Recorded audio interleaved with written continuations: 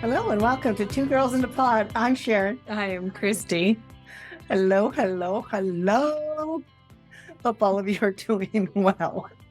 Little technical difficulties here, but we got it all under control. Yep. Oh, let's see. Today, What are we talking about? We're talking about the ways that we love one another. Yeah. And I think, why I think this is fascinating to me is because the 5 love languages. I'm telling you, it's a great book. That's not what I'm, but people take that so literally. Sometimes as a therapist, it's difficult for me. Yeah. I understand what the book is saying and all of that, but I think sometimes when we do stuff like that, we limit ourselves. I think that there are so many ways to show how we love people, and those ways can vary from person to person. Mm-hmm. Yeah. And even from situation to situation, I think. Relationships are different. Yes, they are. But, I think that we've talked about that, how does somebody know that you love them? And I think sometimes it's kind of an interesting thing because, when I would teach parenting class, I always found it fascinating that when I would ask that question, how do your children know you love them? The women, well, I hug them and I tell them and I play with them, or, they would, men, well, I fix the bike, I air up the tire, I, make sure that there's plenty of money. Do you see what I mean? And each one, I think, truly was loving their children. Exactly. Do you see what I mean? And you do the best that you can. And I think that that's what they're doing when they're, doing stuff like that. I mean, my dad was a workaholic growing up, and he was doing his best and providing for his family. And that was definitely the way that he showed love. And I mean, not the only way. I'm really grateful that my dad was really, he was connected with me. And so it's not like he was disengaged, even though he was working a lot. And I have to say the same thing for my dad. Sometimes he would be out there playing, he would shoot hoops with us. He would do different things. Mm-hmm. You know what? My dad was not one to say, I love you. But that came, at with time that came. And, after that, I don't remember my dad ever hanging up the phone without saying, I love you. We've always been a family that has always done that. We've always said, I love you. And I know there are families out there that don't. And not that they don't love each other. Right. It's just not part of how they express it or whatever. And it's not that any way is the wrong way. Right. But I think sometimes people might feel like they're loving the wrong way or something. I don't know. But I think the bigger thing is sometimes we will say, I love you, but there has to be a behavior that follows. Mm-hmm. There has to be something that matches up with it. And I think that's sometimes where I see that breakdown. Yeah, definitely. I mean, you can feel when there's an incongruency in what somebody's saying and how they're treating you. And it's the other thing that's interesting to me is in all these years, I've been a therapist where people will sit there and say, well, I don't know how to do that. And sometimes they marry into a family and it's like, why y'all, they don't do the touchy-feely. They don't, all of those things. Mm-hmm. They just don't do. And there are some cultures that, they base that idea of, it's about love, but that's about supporting an entire family. Sometimes you have extended families that live together and they think that, traditionally this is how you show your love, is that you basically, share that whole responsibility of everything. And so that's different than even what you see a lot of times here in the US. Well, I think the other thing that's really funny is I have a friend from Japan, and as a Christmas gift, I gave her a thing to call her mom for the holiday. And so she does. And I'm listening to her talk and I'm thinking, I wonder if they're mad at each other because the tones or whatever. So when she gets off the phone, I says, well, did you tell your mom you loved her? And she looks at me, she goes, no, because they don't have to. It's very respectful. They know that. It's just a different thing. And I was like, oh, interesting. Yeah. I was a lot younger then. I didn't know as many things I did. But it was fascinating. And I find, even looking culturally and stuff like that, our culture determines some of that stuff. There's a lot of different things that go into that. And, even when you marry into different cultures, how that expression of love is. Sometimes it's through food. Yeah. You know, they love you because they're cooking for you. In the South, that's for sure what they try to do. I think that's in the Latin culture too. Yeah, they definitely try to love people up by overfeeding them. Really. Aquí está comida. Yeah. That's Yeah. what you need. More food. But you know, I mean, it's all of those things. But the thing that I find that people talk to me the most about when it comes to love is this person says that they love me, but I don't feel that, or I don't see it, or I don't, or it's like, I really love when you touch me like that. And then they promptly go and do something different.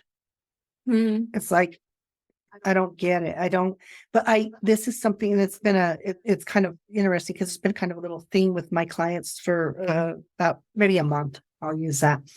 But that's interesting to me because it's like, how do you know? You know, and then like some parents, well, geez, I don't even feel like my teens love me, man. They don't even talk to me. And I always remind them, it's not that they stop loving you, it's that they're growth in that and they're into their finding their identity and all of those other things that are relevant and important to them. So I think that's a huge thing because we look at the behaviors and we make them about us. Take them all Well, personally. And I have my clients do the 4 agreements. Don't take things personally. Don't make assumptions. Do your best and speak your truth and do your best. Basically say what you mean and mean what you say. Right. And if I'm not taking it and I'm not making an assumption, if somebody doesn't react or respond, that doesn't mean they don't love me. Mm-hmm. And if I don't feel that, if I'm not feeling that love, how can I get comfortable to ask or to say, I need you to do this or I need you to do that? But then some people with the love languages, I love that. Well, you know, my love is gifting. Yeah. And then followed by the other one saying, well, you know, my love is physical touch. Oh, yeah, but that's not my love language. You know, they're sort of like, okay, you know, we're a little more diverse than that. We can move around in these love languages. But sometimes people don't understand that the love languages, I think, were just a definition of the different types of love, not that it's not been made to take literally it in that aspect. It's to say these are different forms of showing love, and people might fall into one category more than the other, but it's not that I'm only one. Yeah, definitely not one dimensional. I've never read the book, but I think that it sounds like that. I mean, I would guess that the message would be that you would really, maybe this is where you really shine, Mhm. but not that that's the only way that Not you the only show. place you can shine. Yeah. But I think that maybe it's because people struggle with that. And, you know, sometimes it's how do we develop into the loving person that we are and how we express that love, I think is part of our upbringing. It's I think there's some of that's intrinsic to us as well. Yeah. You know what I mean? But I think that thing of how do I show love? Because I hear this, I really want my wife or my husband to do this because that's that's how I feel loved, but they only do this, but they, you know, and I'm there like, okay, but I understand that's how you feel love, but is it the only way you're capable of feeling love? Mm-hmm. And And we get stuck. one of the key things I think, it always goes back to communication. Mhm. And, you know, if you're not getting what you feel like that you need to be able to at least communicate to that person. And I think to be able to be aware of and be present with people. And so what I mean by that is if I'm being present with people and I'm listening, you can figure out what's important to them. So if we have a friend who gifting is really her way of saying I love you because she's very consciously aware of it or whatever, and you just see it in her and you see it and you feel it when she gives it to you. Yeah. But if I'm sitting there thinking, I really would like for her to tell me she loved me, or whatever that is, I'm not going to feel it.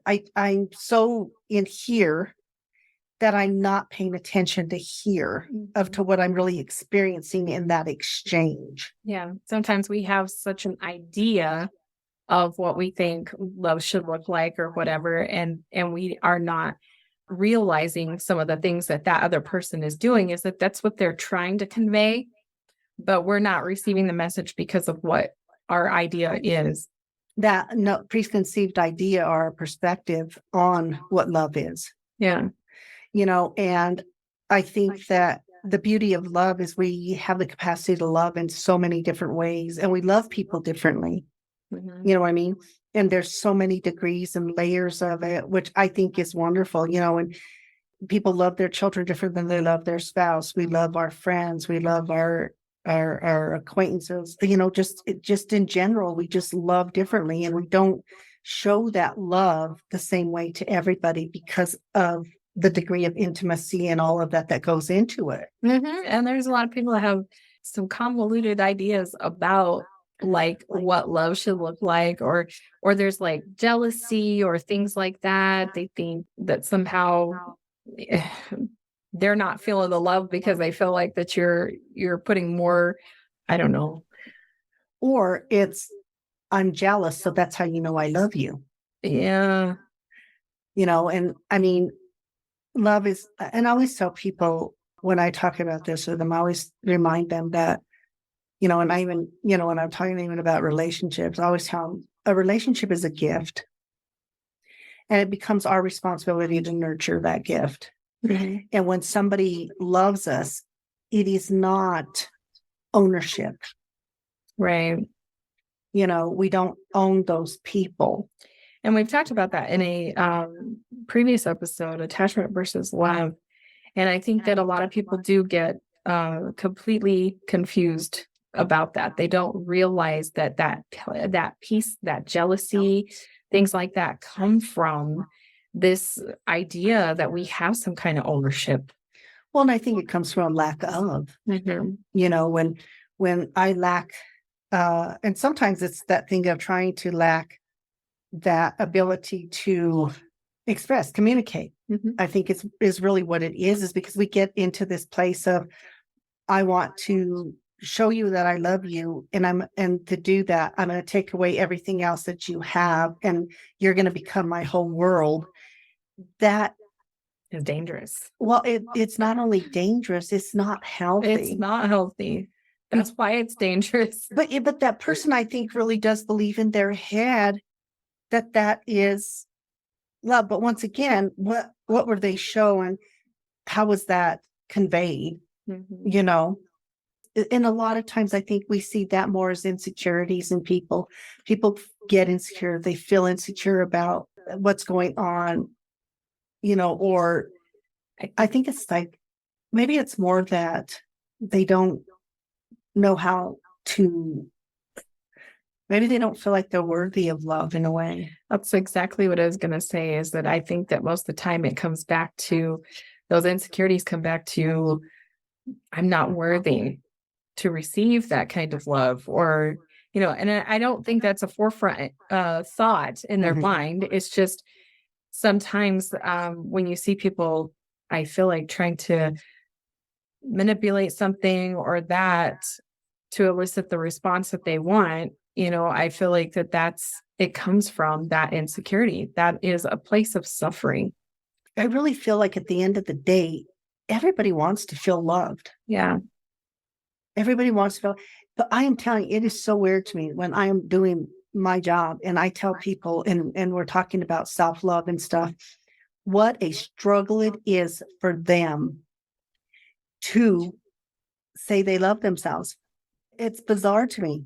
They really struggle with that piece of it. Yes. They struggle with, how can I love myself? And if I can't, if I'm at a place where I can't even love myself and I can't even say to myself, I love myself, it's sad to me. And it really is, because we should embrace who we are and we should have that self-love, because when we have that once again radiates out to other people. And then we have this capacity to love in a very different way. Exactly. When we talk about love, I think it's such a powerful emotion. It has such a power to it. The energy of love is so amazing. It is so grand, And there's so many ways to express it. I had recently posted a meme on Two Girls in a Pod on Facebook. Please follow it. You may not be able to change the entire world, but you can release your love and watch it. Its vibrant colors paint the world around you with kindness and patience, and watch your little part of it change for the better. And I think that that's really what it comes down to. I mean, when we express love, no matter how we do it, it comes back to us, and we see it play out in our lives in a different way. And by the way, that little saying was by somebody. I can't see her name. But anyway, definitely look it up on Facebook. But I think the thing is, and even when I'm talking to people and they're talking about all the stuff going on in the world or this, that, or the other, I always tell them the way we bring about change starts in our own home. How do we love in our home? How do we love and nurture that love? How do we love and nurture people? And then from our home, it goes out into our community, and then it goes out into the world. There was that song, all we need is love. But I think there's something about that. I think not when we love people and we're able to express that, and there is such a vibration to it. Exactly. That's vibrating higher. Yes. It's sad when people get stuck in, this is my way of loving, and you've got to accept my way of loving, and I'm doing that, and they're forcing. No, love is a feeling. And when we love, I really do believe people will experience that. They will feel that, not by what we do, not by gifting, sometimes not by the hug, not by that, because sometimes I feel like people know that love from you, even when you're not touching or you're not talking, or it could be anything like that. So that tells you the power of the energy of that love. Yeah. But we keep getting confused on it. And once again, we keep listening to all these other ideas, and, you love them by you go out and you work hard, it's not about, you're a man. It's not about you telling them or showing them or doing that, you do this. And so people get into this thing. And with the woman is, you put, what, when you love your children, all that, and your husband, they come first. You wait to buy those shoes. Who cares that your toes have been showing for a month? Do you see what I mean? Yeah. No. We have some really toxic ideas sometimes about how to express love. Absolutely. And because of that toxicity around it, it doesn't just impact the person who has those ideas. It affects the people that they're engaging with. Yeah. And it becomes an example to, even like with your children. I mean, how you express that love to one another, it's truly through example that they learn about that and what that means. What does it mean to love somebody? What does that look like? And, even as we're talking, as you're listening to this, take a moment and think, those people in my life who I really feel that, what is that exchange happening? Is it only when they're doing gifting or touch or, affirmations, or is it that, or are you truly feeling it because you're actually open and engaged with it? We're not present. Even if somebody is telling this person, I love you, they're not hearing it, they're not expressing it, they're not feeling it. So how do we change that is through the things that we do. Yeah. And we only can do that through behaviors. Sometimes our behaviors are going to express that. But the thing that we need to do is remember that even within that, we cannot take on somebody else's. We have to be true and authentic to ourselves. And if we're true and authentic to ourselves in that area of love, I feel like that will radiate with the people around us. Do you see what I mean? But if we're not doing that, we're going to get caught up in loving people with somebody else's ideas. And if we're loving people with other people's ideas, we're not being our authentic self. And sometimes I feel like people would rather love the way they want to, but they get so caught up in the ideas of others. And I'm going to use men for a minute. If I sit there and say, be mushy, then I'm not manly. You know what I mean? Yeah. I think you'd be mushy and manly at the same time. What do you think? Mushy and manly. But I don't think it's mushy. I think that becomes the thing, or that's a weakness, or that. That's the stereotype. And I really feel like that we need to get past that and realize the expression of love, no matter how it's done, as long as it's healthy, I don't think you should see it as a weakness. Exactly. Oh my God, what a strong statement. Love should not be ever viewed as a weakness. Exactly. But oftentimes, I think what we do is we do view those things as a weakness or whatever, and it's not. It is our strength, our ability to love people and ourselves. I feel it's our greatest strength. And I feel like we continue to get caught up. And I say we because I think we're all guilty of it at some point, is we get caught up in other people's ideas or perceptions or all of those things. And we just get lost. Mhm. And I feel like we can get unlost, but it's that journey, it's that thing, it's truly being in that moment. And I always love doing couples counseling. And I had this couple of many years ago, and we were working on this. And when they would argue, then they would just go separate. Mhm. She goes, but when I'm mad at him, she goes, it's not like I don't love him. And I says, but how does he know that? She kind of sat there. I says, do you stop talking? Well, yeah. I says, well, maybe do something different. And so she comes back the next week. They had a little spat, and she was kind of excited. And they're like, what is this about? You know? And she goes, oh my God. She goes, my husband and I had a little spat. And she said, I was a little ticked off at him. She says, but then when I was walking, I went into the laundry room, whatever, and she was doing stuff. And when she came back, he was just sitting at the kitchen table. And she says, I was walking by, I looked at him, I thought, my God, I love that man. And I do appreciate the fact that he works really hard. I said, did you say that? She goes, I'm not there yet. I said, okay. She goes, no, but what I did do is as I walked behind him, I just reached over and she hugged him from behind. She just hugged him, didn't say anything, and left. And she says, I really do believe in that moment that he knew that I still loved him. Yeah. But we argue, we fight, and people go, oh, don't love me anymore. No. Hopefully it's not that easily, to say, hey. But once again, I think that does happen though, and people get afraid of that. If, parents, if I set boundaries, my kids aren't going to love me. They're not, no, we don't. I don't believe we stop loving that quickly. It's not that shallow. I think that it's a really big misconception for parents with kids because they are so fearful of setting boundaries sometimes with them and thinking that it's gonna hurt their feelings or whatever, and that they're gonna like hold a grudge or something. I don't know, but I think that having that structure and setting those kind of boundaries, you're doing the ultimate by preparing them for the world ahead of them. And that, I think, is a true expression of love. Yes, you are helping them to build that resilience and the stuff that they're going to face when it's not mom and dad. So I think that's huge.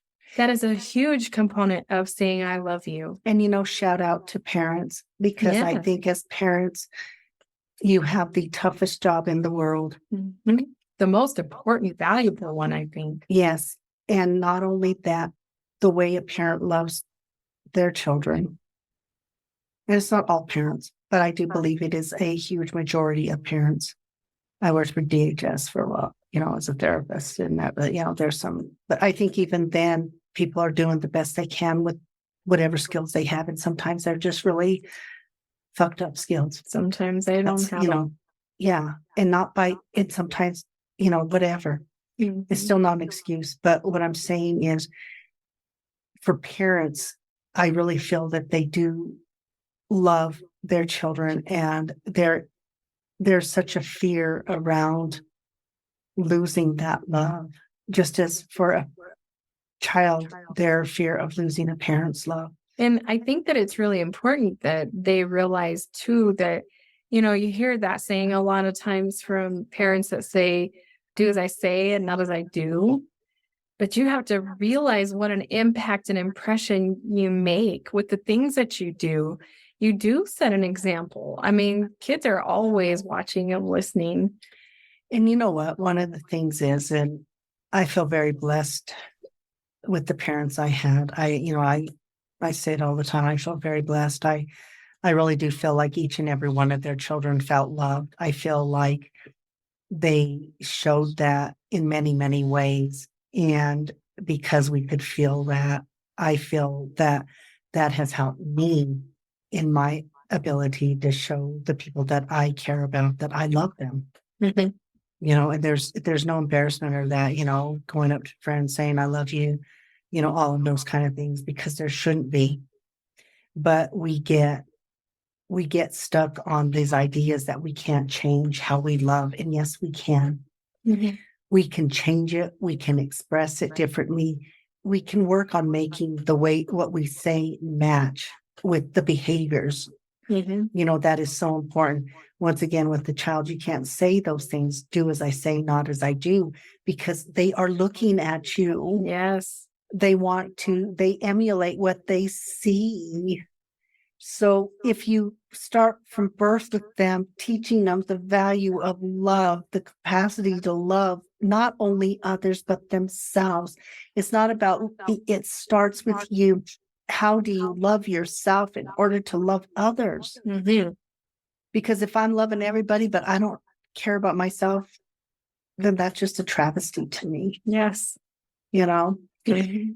So it's about working on how do we say those things, but how do we make it match? And how do we not get stuck in this ideology of I love only this way or that way, or if somebody does this, that means love, but if they do this, that doesn't mean love. We have to communicate that. I think that's the biggest thing is how do we communicate? How do we let people know that we love them? But how do we also let people know when you do that, I'm not feeling love, but when you do this, I do feel love. Mhm. I think that's such a huge thing because how many times in my office I have heard people say, I don't feel loved. Right. I don't feel loved. I don't feel appreciated. I don't feel like they understand how much I love them. Yeah. And when I ask, what do you do to show that? They will have examples, but they are not behaviors that will necessarily tie that in. Mhm. So that's what I work with them on. I know you love your children. I can feel it from you. Right. But you going to work, you fixing the bike, that's not the same as saying, I love you. That's not the same for a child as playing with them or engaging with them or those things or spouse. It doesn't matter. There has to be an engagement.